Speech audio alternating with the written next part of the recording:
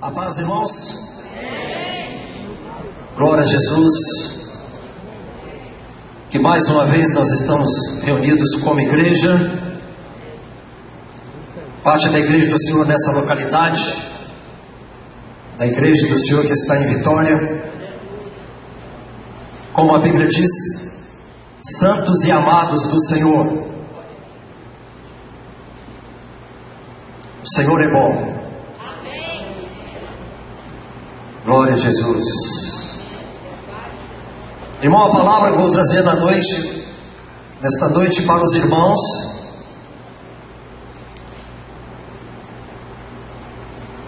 eu coloquei um título: Fugir.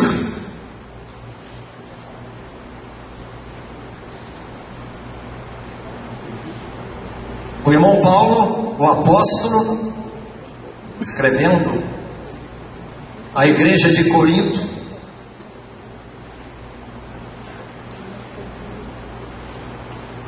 ele deu uma palavra para eles, uma exortação para eles, e que essa exortação para nós é atualíssima e muito mais pertinente a nós no mundo moderno que nós estamos vivendo, o mundo da liberdade. O texto que eu vou ler encontra em 1ª carta a Coríntios, no capítulo 6, do versículo 12 até o versículo 20. Vamos tirar algumas lições destes versículos, e que cada um de nós coloquemos a nossa mente e o nosso coração aos cuidados do Espírito Santo, porque só Ele pode nos convencer,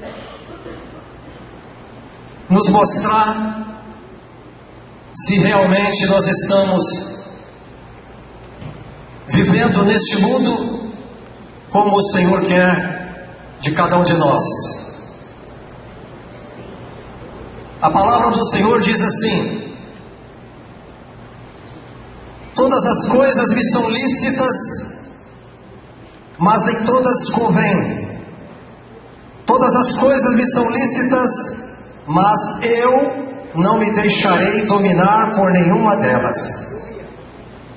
Os alimentos são para o estômago e o estômago para os alimentos, mas Deus destruirá tanto estes como aquele. Porém, o corpo não é para a impureza, mas para o Senhor, e o Senhor para o corpo. Deus ressuscitou o Senhor e também nos ressuscitará a nós pelo seu poder. Não sabeis que os vossos corpos são membros de Cristo? E eu, porventura, tomaria os membros de Cristo e os faria membros de meretriz? Absolutamente não. Ou não sabeis que o homem que se une à prostituta forma um só corpo com ela? Porque, como se diz, serão os dois uma só carne. Mas aquele que se une ao Senhor é um espírito com Ele. Mas aquele que se une ao Senhor é um espírito com Ele. Fugir da impureza. Qualquer outro pecado que uma pessoa cometer é fora do corpo, mas aquele que pratica a imoralidade peca contra o próprio corpo. Acaso não sabeis que o vosso corpo é santuário do Espírito Santo, que está em vós, o qual tendes da parte de Deus, e que não sois de vós mesmos? Porque fostes comprados por preço. Agora, pois, glorificai a Deus no vosso corpo. Amém? É uma palavra que nos diz muito dos dias de hoje. Paulo nos exorta a fugir.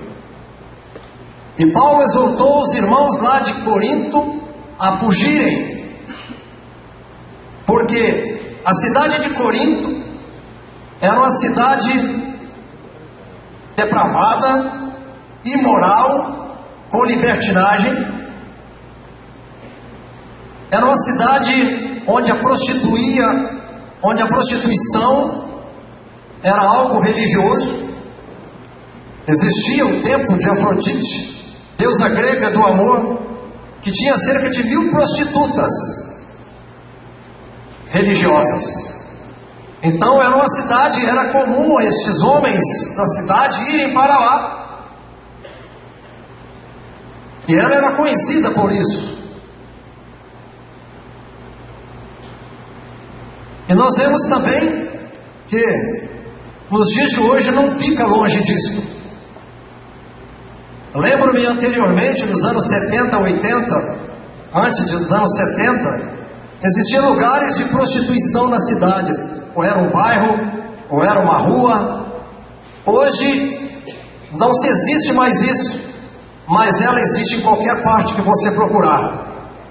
Se você abrir um jornal, tem anúncios no jornal de mulheres oferecendo para prostituição, homens oferecendo para a prostituição. Então, hoje, pelo correr dos anos, o tempo correndo do jeito que estão hoje, as coisas como acontecem abruptamente pelos meios de comunicação. Eu lembro-me quando eu era garoto, morava na cidade lá em Minas. Eu tinha uns 10, 11 anos, e o quintal da minha casa era muito longo, estava na rua dos fundos, e no final do quintal nós tínhamos uma horta que minha mãe sempre cuidava, e eu e o meu irmão, era menor, nós éramos obrigados a capinar aqueles canteiros de couve, de cebolinha, e do lado da rua existia, na rua logo após existia uma rua de prostíbulo. Eu, garoto, muitas das vezes eu vi mulheres com seus seios de fora, passando na janela. Eu chegava em casa e falava, minha mãe, eu vi uma mulher. Menino, não adianta, eu estava vendo, capinando ali. E nós vemos que irmão Paulo exortou os irmãos de Corinto, e nós também somos exortados a este mundo que nós estamos vivendo hoje. Ele nos exorta a fugir. A fugir de quê? Nós lemos o texto, você ouviu, há de uma estação do irmão para cada um de nós que estamos aqui, para mim, para todos nós. Versículo 18, que devemos fugir? Ele chama a atenção, fugir da impureza e da imoralidade. Impureza é ser contaminado com essas coisas do mundo. A imoralidade é a falta de moral. As pessoas já não têm mais o pudor que deveriam ter.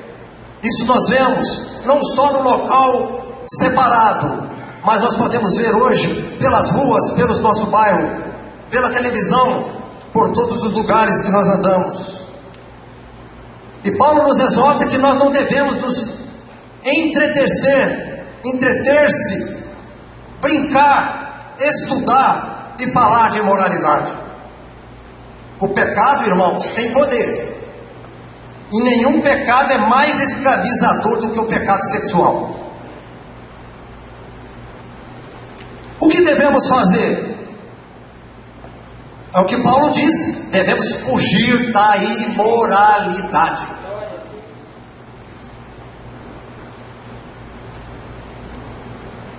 Qual é a melhor defesa? É fugir. Lá em Gênesis 39, nós vemos um fato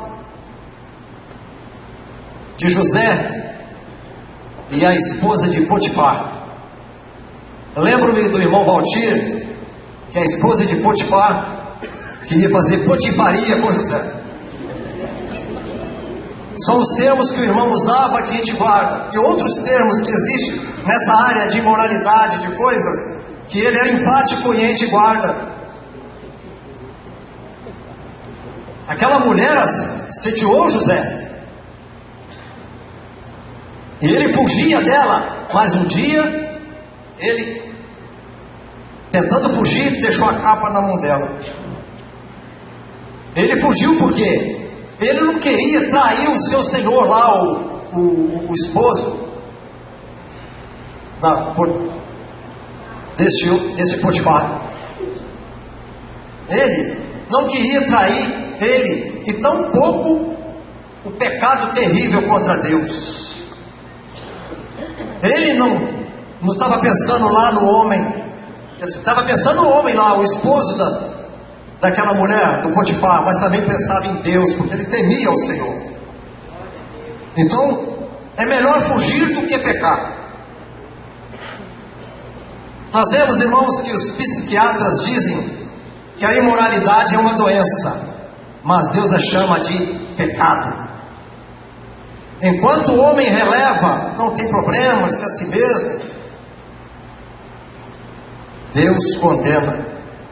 Dizem que a solução para isso é a psicanálise, enquanto Deus diz que a solução é a regeneração. É ser salvo, é ter uma experiência com Jesus, é permitir que o Espírito Santo haja na vida dele, é ter uma nova vida, ser transformado.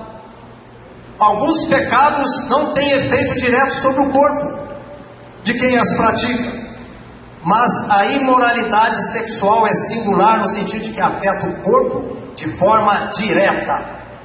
Irmãos, quando a palavra de Deus, quando os irmãos tratam disso, é porque há algo muito mais profundo do que nós pensamos nessas coisas. E as pessoas na sociedade de hoje que nós vivemos brincam com essas coisas. Diz que a imoralidade sexual é singular no sentido que afeta o corpo de forma direta. E diz que os que praticam pecados sexuais, além de ter a punição da ira de Deus, Efésios 5,6 diz: ninguém vos engane com palavras vãs, porque por essas coisas vem a ira de Deus sobre os filhos da desobediência. Ele sofre o seu juízo e também de outras maneiras. Quais as maneiras mais punitivas de hoje em dia? Sofre de doenças venéreas e AIDS. Irmãos, há pouco tempo eu vi um depoimento de uma pessoa, de um médico, que o governo não está tendo controle dos aidéticos que existem. Muitos sabem e não vão fazer o exame, para serem enganados no dia a dia. Isso é uma maneira que Deus pune. Eu lembro-me que eu perdi um colega de colégio, ele devia ter na época uns 16, 17 anos no ginásio, e que eu fiquei sabendo que ele contraiu uma doença venérea no prostíbulo. Ele não tratou. Aquela doença corroeu os seus órgãos genitais. Vivo. Ele vivo. Dizem, ele morava na roça, que o quarto dele cheirava mal. Não teve cura por causa disso. Eu nem me lembro. Essas coisas é bom que não acontece só no outro, não. Pode acontecer também com aqueles que estão praticando. Desordens mentais, emocionais e nervosas, derivadas de sentimento de culpa. Tem desvios de personalidade. Os efeminados tornam-se ainda mais efeminados. Romanos 1, 27.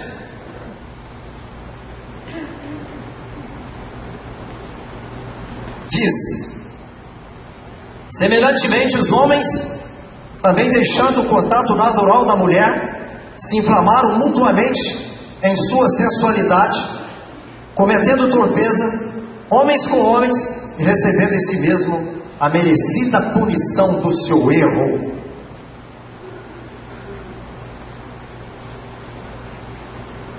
Romanos 6,16.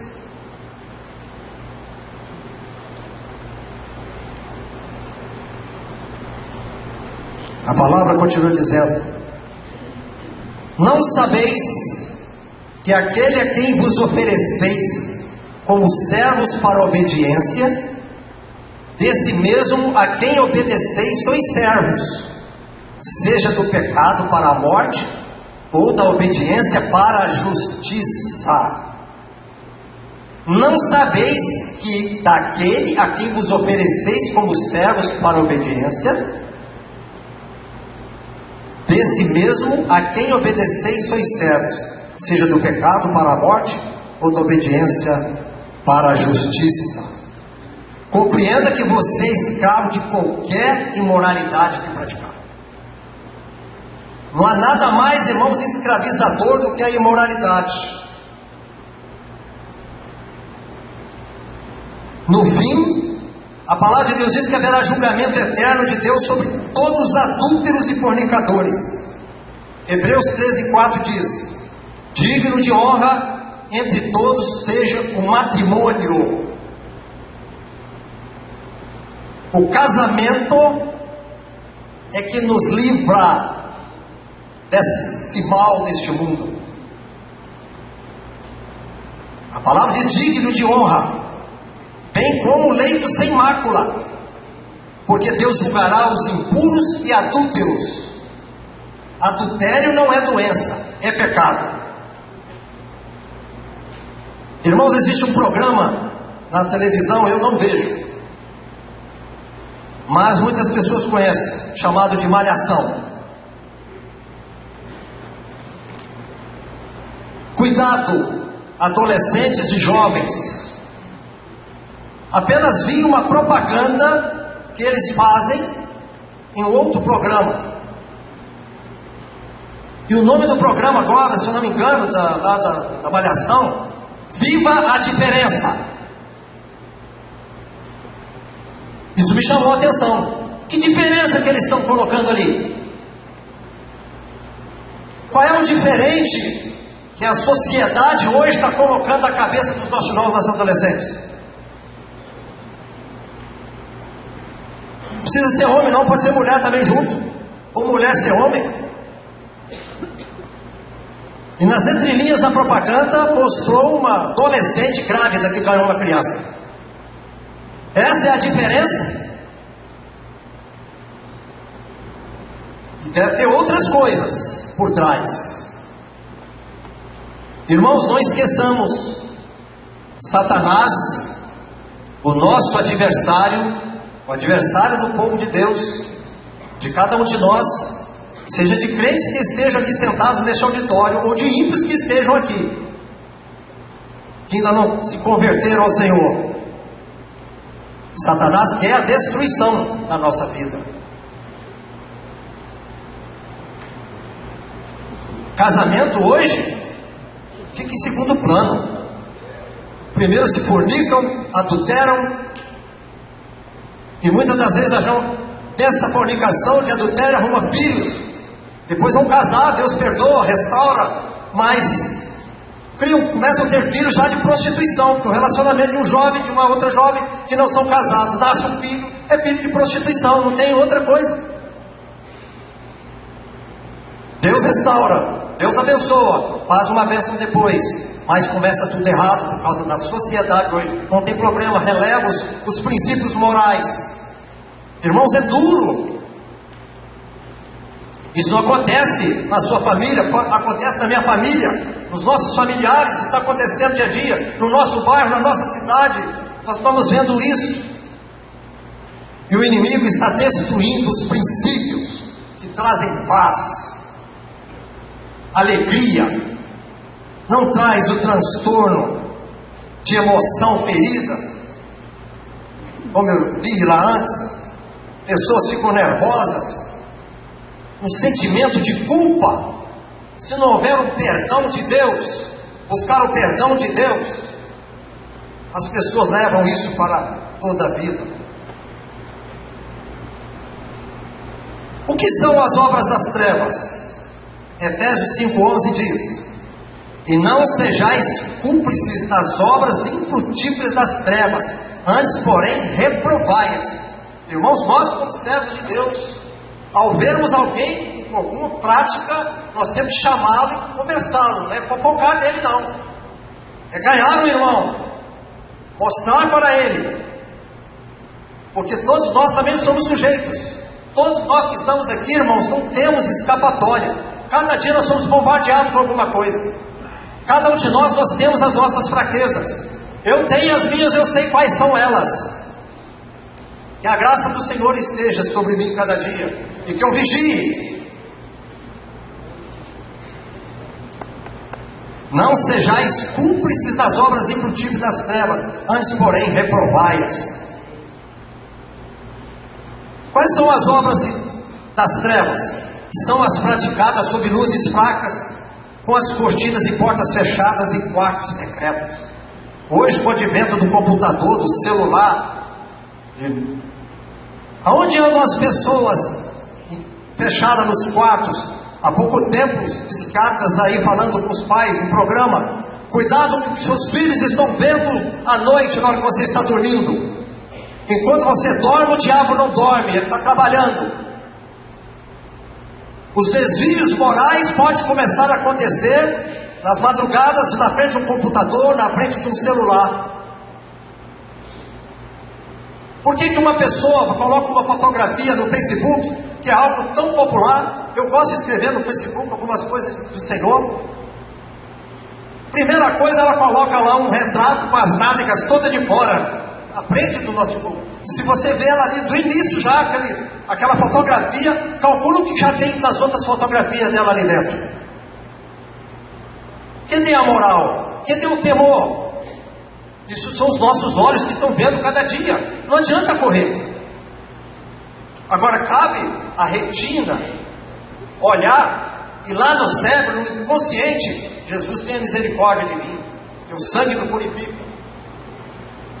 Porque o que entra pelos nossos olhos vai fazer fundo lá na nossa mente, no nosso inconsciente. E se continuarmos a ver, um pouco as nossas atitudes, as nossas palavras, o que nós fazemos e falamos, começamos a fazer aquilo que está gerando no nosso interior. É dito ao crente não apenas que se afaste das obras infrutíferas das trevas, mas também para reprová-las. Tem que ter ojeriza dessas coisas. Como reprová-las? Em primeiro lugar, por meio de uma vida de santidade.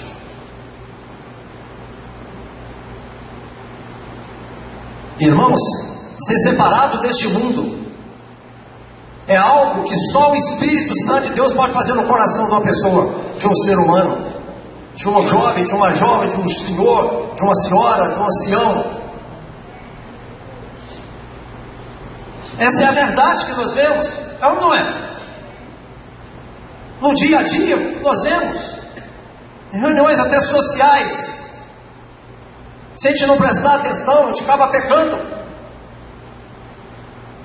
Isso aconteceu ontem, acontece amanhã, e dias depois.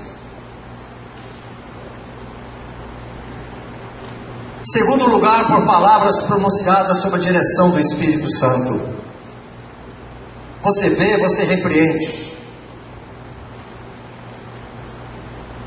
Porque a mente que tem a palavra de Deus, a mente que teme ao Senhor, ela reprova. Se começar a aprovar certas coisas, cuidado. O versículo 18 que nós lemos, do capítulo 6. Fugir da impureza. Qualquer outro pecado que uma pessoa cometer é fora do corpo, mas aquele que pratica a imoralidade peca contra o próprio corpo. Esse versículo está nos dizendo que o pecado da imoralidade, ele é algo tão íntimo e tão entrelaçado que corrompe o nível mais profundo do ser humano. É destrutível e o cristão deve evitar. Nós não sabemos, irmãos, eu não sei medir. Quando a palavra diz, Paulo diz aqui, é para fugir, porque não tem nem palavras para explicar o que pode acontecer. Quando a Bíblia nos exorta, a palavra nos exorta, porque Deus, Ele é santo, Ele sabe, Ele conhece que nós não devemos peneirar nestas coisas, porque é algo que nós não entendemos. Por que evitar? O versículo 19 nos responde: acaso não sabeis que o vosso corpo é santuário do Espírito Santo que está em vós, o qual tendes da parte de Deus, e que não sois de vós mesmos?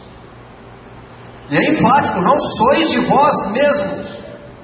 O corpo do cristão pertence ao Senhor.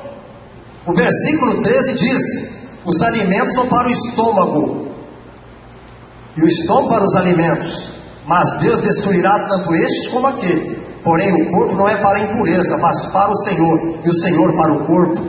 Existe o chamado dualismo filosófico, que as pessoas falam assim: como eu sinto vontade de almoçar, e assim eu como, e o alimento vai para o estômago. Assim também, se eu sentir desejo de sexo, eu vou e faço sexo. Assim é. Será que esse dualismo não está passando na mente do povo hoje? Isso não é novo não, isso é velho. Paulo chamou a atenção aos irmãos de Corinto: Deus nos chamou para a liberdade em Cristo, mas a liberdade em Cristo nos dá direito de trazer liberdade para a carne.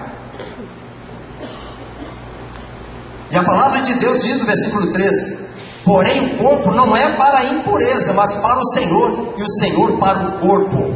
Já pensou, irmão, a responsabilidade do crente? O meu corpo pertence ao Senhor. Por isso que Paulo fala: Coríntios, agora vocês pertencem ao Senhor. Como é que vocês vão entregar seu corpo à prostituta lá da deusa Afrodite? Tenha entendimento.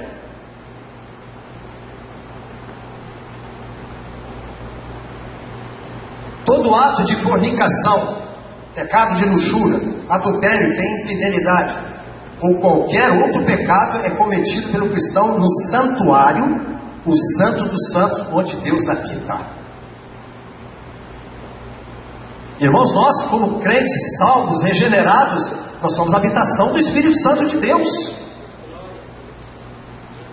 Por isso que Paulo diz: como é que o crente, a habitação do Espírito Santo de Deus, pega o corpo dele e entrega uma prostituta? Diz que a Bíblia, que quem se une a uma prostituta faz um com ela, torna-se um corpo com ela. Por isso que Deus diz em Hebreus: digno é o casamento, porque no casamento é lícito a união do homem com a mulher, porque eles se tornam um.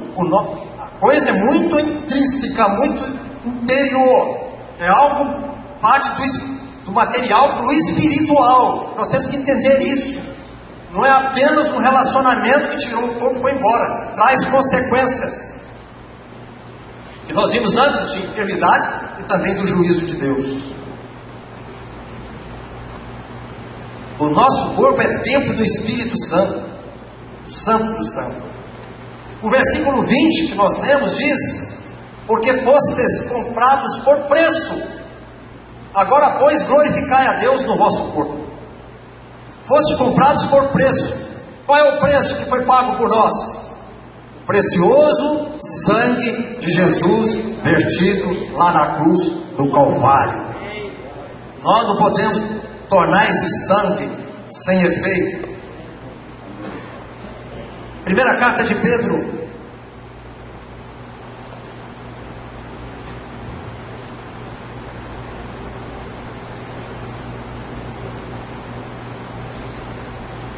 capítulo 1, do versículo 13 a 21.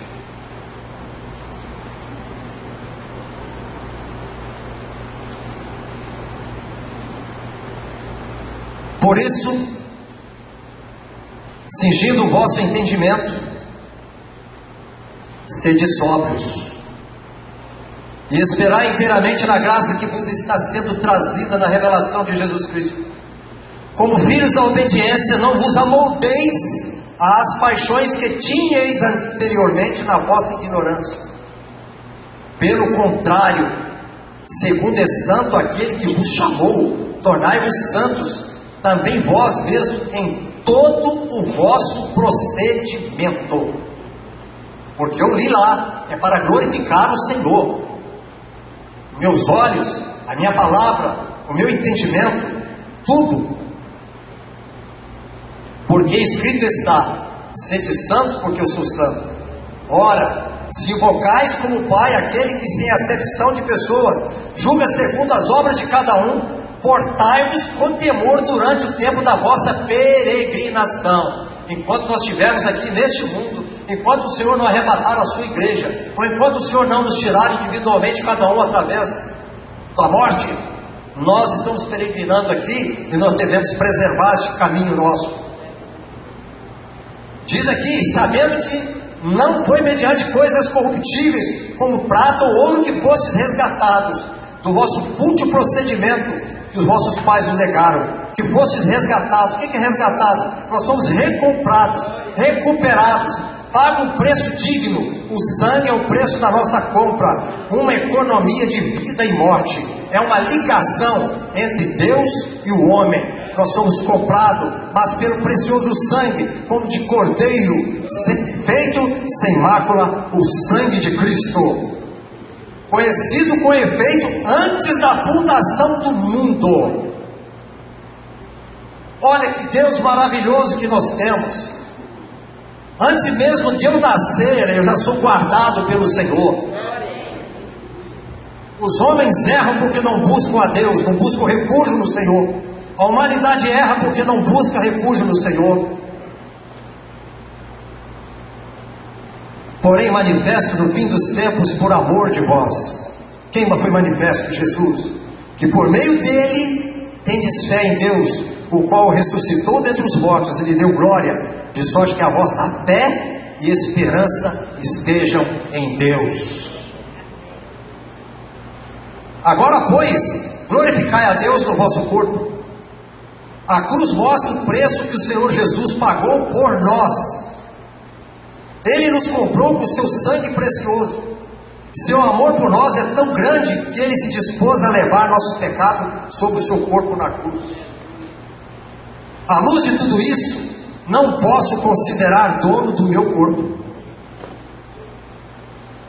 Não posso usá-lo como bem entender, pois pertence a ele. Nós, como crentes em Cristo, eu não pertenço a mim mesmo, eu não tenho mais direito sobre a minha vida. Quem tem direito sobre mim é o Senhor. Em vez disso, devo usar meu corpo para glorificar a Deus, que é o seu proprietário legítimo. A palavra do Senhor, irmãos, ela é muito dura, ela entranha no coração, na mente da gente. Somos exortados a fugir de qualquer desejos carnais e não sucumbir a eles, isto é, dos desejos impuros. Ter uma vida cheia do Espírito Santo, possuindo o fruto do Espírito. Qual é o fruto do Espírito? Gálatas 5:22 nos fala dele. O fruto do Espírito, esse fruto tem 9 gomos, chama o fruto. Esse fruto, ele tem amor. Nesse fruto ele tem alegria. Nesse fruto ele tem paz, tem longanimidade. Nesse fruto tem benignidade, tem bondade, tem fidelidade, tem mansidão. Nesse fruto tem tudo, tem todo o poder que nos guarda de sermos gratos ao Senhor e de sermos amigos de Deus e rejeitar as coisas, porque esse fruto do Espírito na nossa vida nos dá poder para isso. E podemos destacar um, que é o domínio próprio. Não adianta, se eu estou com os olhos vendo alguma coisa e continuo vendo, o domínio próprio está faltando. Eu tenho que dominar, tem que ter domínio, é fruto do Espírito. E é o Espírito Santo que me dá poder para isso. Agora, se eu começar a entristecer o Espírito Santo e começar a ver coisas, a fazer coisas, a praticar coisas,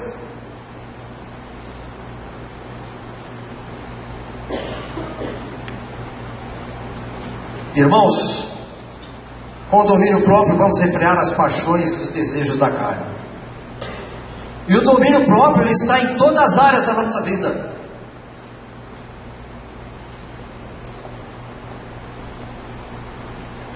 tudo que se tem ouvido, a suma é: teme a Deus.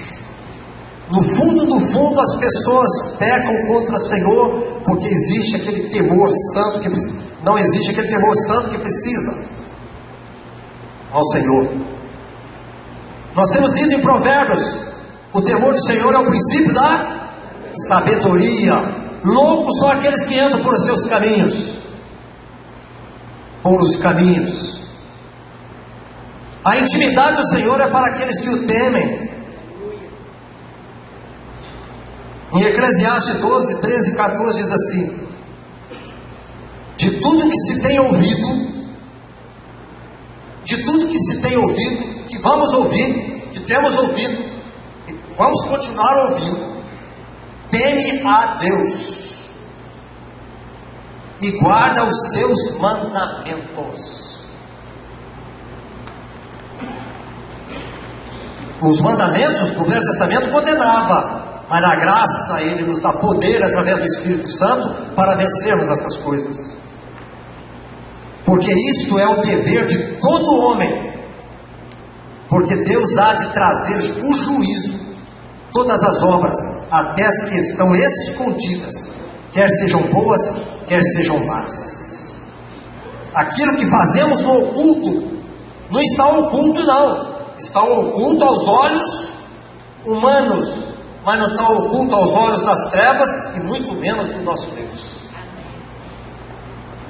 Se achamos que estamos escondendo de Deus aquilo que nós praticamos,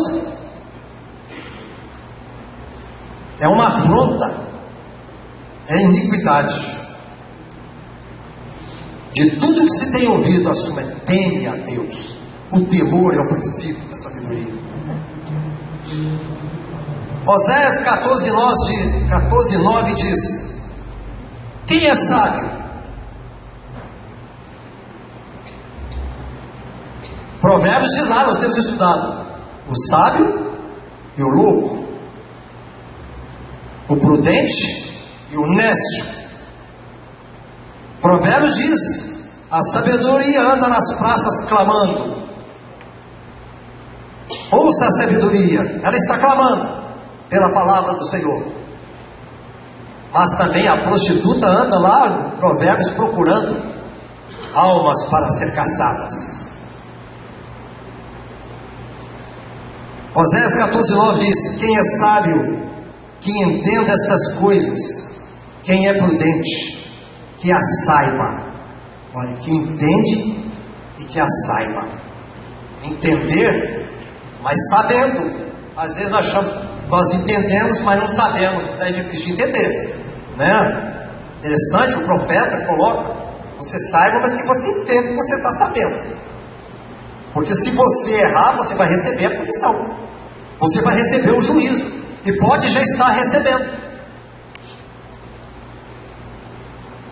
Porque os caminhos do Senhor são retos. Os caminhos do Senhor são retos, e os justos andarão neles, mas os transgressores neles cairão. Eu falei, procurei para todo lado, né? O finalzinho do livro de Oséias, no capítulo 14, é o último versículo. Mas transgressores, falam no caminho reto do Senhor, mas os transgressores cairão. Mas por que transgressores? Aí eu entendi: porque o transgressor ignora o caminho, os caminhos do Senhor, o caminho do Senhor, como diz lá. Eles ignoram, por isso eles caem, eles tropeçam. Então Oséias nos chama a atenção: os caminhos de sabedoria e os caminhos de prudência. Então, a palavra do Senhor continua nos exortando. E o irmão Paulo, pelo Espírito Santo, nos leva a essa palavra: fugir da impureza. Que o Senhor, através do seu Espírito Santo, nos guarde, nos abençoe, nos guarde deste mundo tenebroso. Quanto mais a gente vai vivendo, mais decepcionado ele vai ficando com as coisas.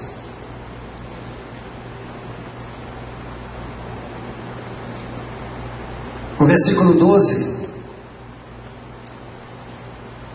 todas as coisas me são lícitas, mas nem todas convêm. Todas as coisas me são lícitas, mas eu não me deixarei dominar por nenhuma delas. Cuidado com aquilo que está sendo lícito e pode trazer escravidão, como eu li lá. Aquilo pode ser o Senhor da sua vida. Eu escrevi no final da minha Bíblia assim: a liberdade não é o padrão para orientar as nossas decisões. Às vezes a liberdade restringe a si mesma, porque existem outras coisas mais importantes, como o amor. Então, acima da liberdade que eu tenho, existe algo muito maior: é o amor. É o amor a Deus, é o amor pela palavra, é o amor pelo testemunho, é o amor pelo testemunho de vida, e que eu não venha escandalizar ninguém, e que a graça do Senhor esteja sobre nós. Amém? Glória a Jesus.